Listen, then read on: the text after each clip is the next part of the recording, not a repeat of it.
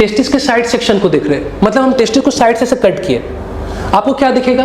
आपको अंदर की तरफ दिखेगा कि सर अंदर की तरफ बहुत सारा कंपार्टमेंट है, जिसे हम टेस्टिकुलर लोब्यूल बोलेंगे। ये कंपार्टमेंट फॉर्म कौन करता है? जो ट्यूनिका एल्बोजिनिया था, इसने क्या किया है? इसने इस तरह से सेप्टा बना दिया अंदर की तरफ इनफोल्डिंग करके, है ना, जिसकी वजह से क्या बन गया? जिसकी वजह से इस ट्यूनिका एल्बोजिनिया का क्या बन गया? सेप्टा फॉर्म हो गया, और टेस्टिस के अंदर क्या बन गया? टेस्टिकुलर कंपार्टमेंट्स फॉर्म हो गया, जिन्हें हम टेस्टिकुलर लोब्यूल्स बोलेंगे। अगर हम क्या बोलेंगे, अगर हम एक टेस्टिस से, ठीक है ना, अगर हम टेस्टिस के एक कंपार्टमेंट में से सेमिनिफरस ट्यूब्यूल्स का ट्रांसवर्स सेक्शंस के फॉर्म में अगर हम उसे इन लार्ज व्यू में देखेंगे तो वो कुछ हमें ऐसा दिखेगा बेटा, ऐसा दिखेगा। ये ट्रांसवर्स सेक्शन है सेमिनिफरस ट्यूब्यूल्स का, समझ पा रहे हो आप? क्लियर है? और इस ट्रांसवर्स सेक्शन में भी अगर हम एक छोटे से हिस्से को इन लार्ज व्यू में जूम करके देखेंगे तो बेटा वो कुछ ऐसा दिखेगा। ये एनसीईआरटी का डायग्राम है। तो हम क्या बोलेंगे? हम बोलेंगे कि जब हम सेमिनिफरस ट्यूब्यूल्स का ट्रांसवर्स सेक्शन देख रहे हैं तो हमें क्या दिख रहा है कि सेमिनिफरस ट्यूब्यूल्स के अंदर की तरफ दो तरह के सेल्स का लाइनिंग है, जिसमें एक सेल जो है याद रखना वो स्पर्मेटोगोनियम है, उसका जो प्लूरल टर्म है वो स्पर्मेटोगोनिया है, और दूसरा जो सेल है वो क्या है? सर्टोली सेल है। ठीक है, क्लियर है? तो सर्टोली सेल क्या करता है सर? सर्टोली सेल जो है याद रखना ये प्रोवाइड करता है nourishment to the developing spermatogonia. जो स्पर्मेटोगोनिया डेवलप होकर स्पर्म बना रहा है, जो डेवलपिंग स्पर्म है, याद रखना उस डेवलपिंग स्पर्म को फूड, नरिशमेंट, खाना कौन प्रोवाइड कर रहा है? ये तुम्हारा सर्टोली सेल। ये है बेटा टेस्टिकुलर लोब्यूल्स, और टेस्टिकुलर लोब्यूल्स के अंदर में मैंने ये क्या बनाया है? यहाँ पे ये ट्रांसवर्स सेक्शन दिखाया मैंने, ये ट्रांसवर्स सेक्शन है ना। देखो एक्चुअल में तो ट्यूब्स रहता है, लेकिन हम लोग को अच्छे से समझना है, तो समझने के लिए मैंने यहाँ पे क्या दिखाया है? सेमिनिफरस ट्यूब्यूल्स का ट्रांसवर्स सेक्शंस के फॉर्म में यहाँ पे मैंने इन लार्ज व्यू में दिखाया आपको। और अभी मैंने देखा था सेमिनिफरस ट्यूब्यूल्स के अंदर की तरफ क्या था? दो तरह के सेल्स का लाइनिंग था। ये रहा बेटा, इसको लोग बोलते क्या है? इसको बोलते हैं हम लोग सर्टोली सेल, सर्टोली सेल, है ना। ये जो सर्टोली सेल मतलब हम क्या कर रहे हैं? हम इस ट्रांसवर्स सेक्शन, सेमिनिफरस ट्यूब्यूल्स का जो ट्रांसवर्स सेक्शंस है उसमें से भी हम क्या करें? एक छोटे से हिस्से को जूम करके इन लार्ज व्यू में देख रहे हैं, तो हम क्या देख पा रहे हैं कि यहाँ पे किस तरीके से जो स्पर्मेटोजेनेसिस का जो प्रोसेस है वो पूरा हो रहा है। यानी जो डेवलपिंग स्पर्मेटोगोनियम है ना, जो डेवलपिंग स्पर्मेटोगोनियम है, यानी जो स्पर्मेटोगोनिया है, याद रखना वो सेमिनिफरस ट्यूब्यूल्स के मेम्ब्रेन में इम्बेड किया हुआ वो अपने स्पर्मेटोजेनेसिस का प्रोसेस को पूरा कर रहा है। यानी हम ऐसा बोल सकते हैं कि तुम ध्यान से अगर देखोगे तो ये जो तुम स्पर्मेटोगोनियम जो डेवलप होकर स्पर्म बना रहा है ना, वो कैसे एक्सटेंड कर रहा है? वो base of the seminiferous tubule से एक्सटेंड करता हुआ वो कहाँ जा रहा है? वो ल्यूमेन्स की तरफ जा रहा है सेमिनिफरस ट्यूब्यूल्स के। यानी हम ऐसा बोल सकते हैं कि जो स्पर्म बनना है, जो स्पर्मेटोजोआ बनना है, समझ में आ रहा? तो स्पर्म बनने के लिए जो स्पर्मेटोगोनिया जो डेवलप हो रहा है, जो स्पर्मेटोगोनिया डेवलप हो करके स्पर्म बना रहा है, याद रखना उसके डेवलपमेंट का अगर बात करेंगे, जो एडवांसमेंट है ना, वो किस तरह से प्रोग्रेस कर रहा है? वो base of the seminiferous tubule से प्रोग्रेस करता हुआ उसका जो मैच्योरेशन स्टेज है वो धीरे धीरे मतलब स्पर्मेटोगोनिया, फिर primary spermatocyte, then secondary spermatocyte, then spermatid and then sperm, यानी मोर मैच्योर स्टेज स्पर्मेटोजेनेसिस का, जिसमें वो क्या बना चुका है? जिसमें स्पर्मेटोगोनिया जो डेवलप होके स्पर्म बना चुका, वो हमें कहाँ पे दिख रहा है? वो हमें सेमिनिफरस ट्यूब्यूल्स के ल्यूमेन की तरफ दिख रहा है। क्यों ऐसा हो रहा है? वो इसलिए हो रहा है, हम आगे बात करेंगे इस पे, क्योंकि याद रखना, क्योंकि जो सर्टोली सेल है, याद रखना ये base of the seminiferous tubule से एक्सटेंड करता हुआ सेमिनिफरस ट्यूब्यूल्स के ल्यूमेन की तरफ जा रहा है। मतलब ये सेमिनिफरस ट्यूब्यूल्स जो है वो base of the seminiferous tubule से एक्सटेंड करके हुए ल्यूमेन की तरफ है ना, और इसी में स्पर्मेटोगोनिया जो है वो इसका हेड एम्बेड किया हुआ अपने डेवलपमेंट को पूरा करता हुआ स्पर्मेटोजेनेसिस का वो आगे की तरफ, इसका जो स्टेजेस है मैच्योरेशंस का वो आगे की तरफ बढ़ रहा है, और फिर वो फाइनली वो कहाँ पे दिख रहा है हमको? वो ल्यूमेन्स ऑफ सेमिनिफरस ट्यूब्यूल्स की तरफ दिख रहा है। ठीक है, आगे बात समझ में? तो ये बात आप लोग क्लियर हुआ? अच्छा समझ में आया? अच्छा, अब हम क्या बोल रहे हैं ये बात हम आगे भी और डिस्कस करेंगे इस पे, ठीक है ना। ये तो सेमिनिफरस ट्यूब्यूल्स है, और सेमिनिफरस ट्यूब्यूल्स के बाहर की तरफ अगर हम बात करेंगे तो ये रहा हमारा इंटरस्टिशियल स्पेस।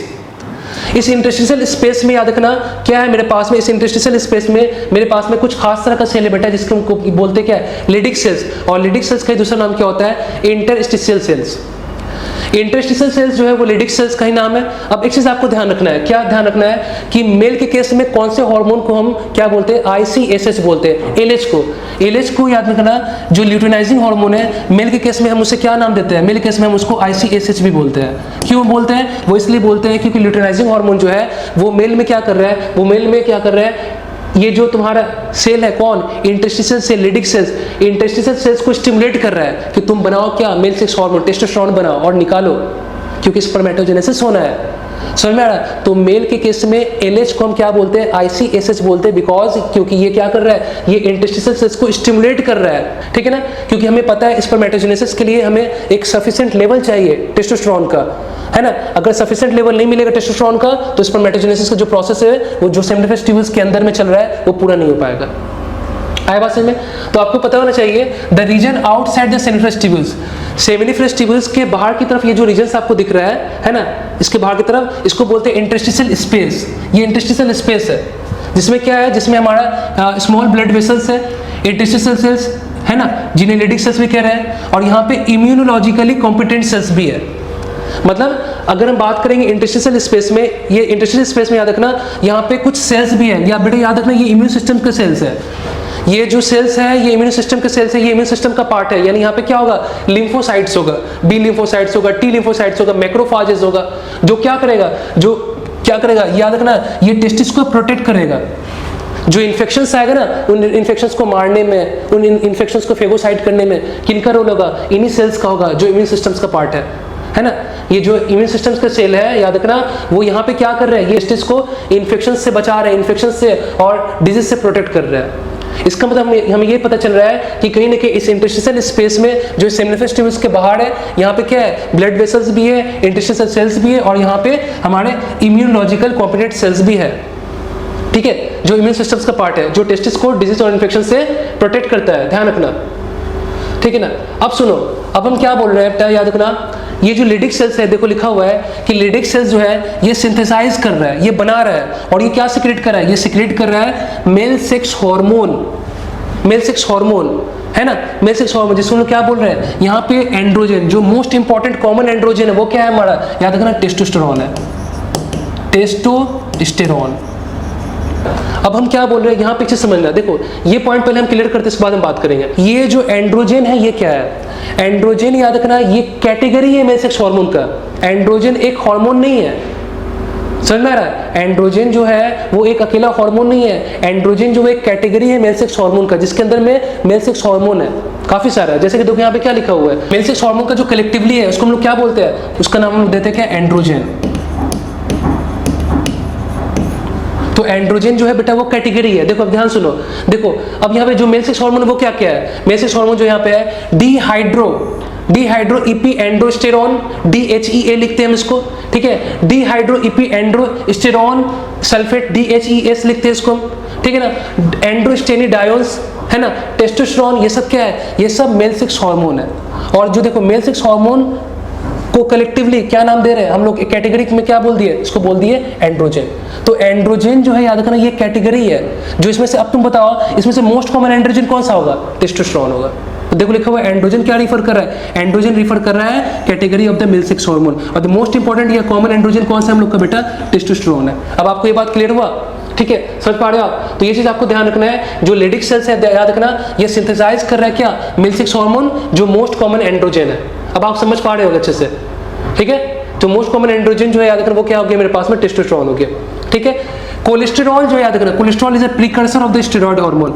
और आपको एक चीज पता होना चाहिए, चाहे टेस्टोस्टेरोन हो, चाहे एस्ट्रोजन हो, चाहे वो एड्रिनल ग्लैंड का स्टेरॉयड हो, उसका प्रीकर्सर कौन है, उसका जो प्रीकर्सर है वो कौन है, वो किससे बनता है, जितने भी स्टेरॉयड हार्मोन है, जैसा भी मैंने नाम लिया ना, टेस्टोस्टेरोन, एस्ट्रोजन है ना, और फिर मैंने जो एड्रिनल ग्लैंड का जो स्टेरॉयड हार्मोन है ना, ये सब का सब याद रखना स्टेरॉयड हार्मोन है। एड्रिनल ग्लैंड का जो हार्मोन है वो भी स्टेरॉयड हार्मोन है, और स्टेरॉयड हार्मोन का याद रखना जो प्रीकर्सर होता है वो कौन होता है, वो होता है कोलेस्टेरॉल। तो यहाँ पे जो लिखा हुआ है cholesterol is a precursor of steroid hormone. जो स्टेरॉयड हार्मोन है वो किससे बनता है, वो किससे बनता है, याद रखो उसका प्रीकर्सर कौन है, कोलेस्ट्रॉल से।